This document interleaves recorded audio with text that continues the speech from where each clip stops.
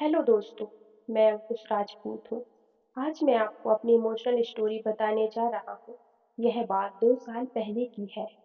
मैं आपको अपने बारे में बता देता हूँ। मैं मध्य प्रदेश का रहने वाला हूँ। मेरी हाइट 6 फुट 2 इंच है। रंग मेरा बहुत ही ज़्यादा गोरा है। लेंस वाली मेरी आँखें हैं। मेरे ऊपर बहुत सी लड़कियाँ मरती थीं। मैं दिखने में बहुत ही हैंडसम और बहुत ही ज़्यादा खूबसूरत दिखता हूँ। 2 साल पहले मेरी मुलाकात एक लड़की से होती है। लड़की का नाम रंजना था। रंजना इतनी ज़्यादा खूबसूरत थी, मुझे उससे पहली बार में ही प्यार हो गया था। जब मैं उससे शादी करनी चाही, तब मुझे एक ऐसी सच्चाई पता चली जिससे मेरी पूरी लाइफ तबाह हो गई।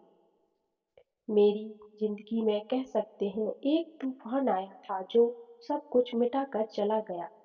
रंजना मुझे एक बर्थडे पार्टी में मिली थी। तब से ही मुझे रंजना से प्यार हो गया था। रंजना को इम्प्रेस करने में मुझे काफी टाइम लगा। मैं भी सुंदर दिखता हूँ तो शायद रंजना मुझे देखकर मान गई। मेरा प्यार उससे रिस्पेक्ट कर लिया। हमने एक दूसरे का नंबर लिया। अब फोन पर हमारी बातें होने लगी। हम दोनों डिनर पर भी जाया करते थे, कॉफी पीने भी जाया करते थे, शॉपिंग भी साथ साथ किया करते थे। ऐसे ही हमारा प्यार आसमानों को छूने लगा। एक बात मेरे दिमाग में ज्यादातर घूमती रहती थी। रंजना ने मुझे अपने आप को कभी छूने नहीं दिया। पता नहीं इसकी वजह क्या थी, या वह डरती थी मुझसे, यह कभी नहीं पता चल कर दिन मैंने रंजना के साथ जबरदस्ती की, पर रंजना रोने लगी। फिर मैंने उसे छोड़ दिया। मैंने उसे बहुत पूछा, तुम क्या प्रॉब्लम है? तुम मुझे अपने आप को छूने क्यों नहीं देती हो? मेरा बहुत मन करता है तुम्हारे साथ वो करूं।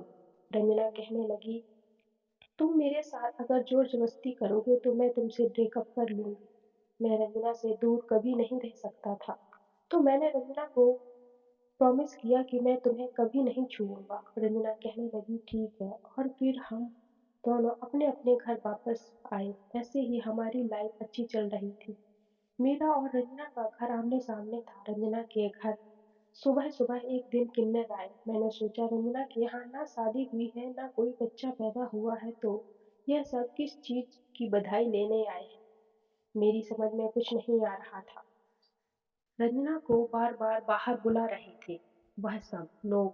मेरा दिमाग खराब हो रहा था कि यह सब लोग रंजना को क्यों बुला रहे हैं। रंजना बाहर आई और ताली बजाने लगी। इतना देखते ही मैं बेहोश सा हो गया। मुझे अपनी आंखों पर विश्वास ही नहीं हो रहा था। मैंने देखा रंजना उनके नारे जैसा कर रही है। जब वह सब लोग चले गए, मैं जल्दबाजी में सीधे रंजना के घर गया। मैं रंजना से पूछा, यह सब क्या था जो मैंने देखा? क्या वह सच है? रंजना कहने लगी, हाँ यह सच है। मैं एक किन्नर हूँ।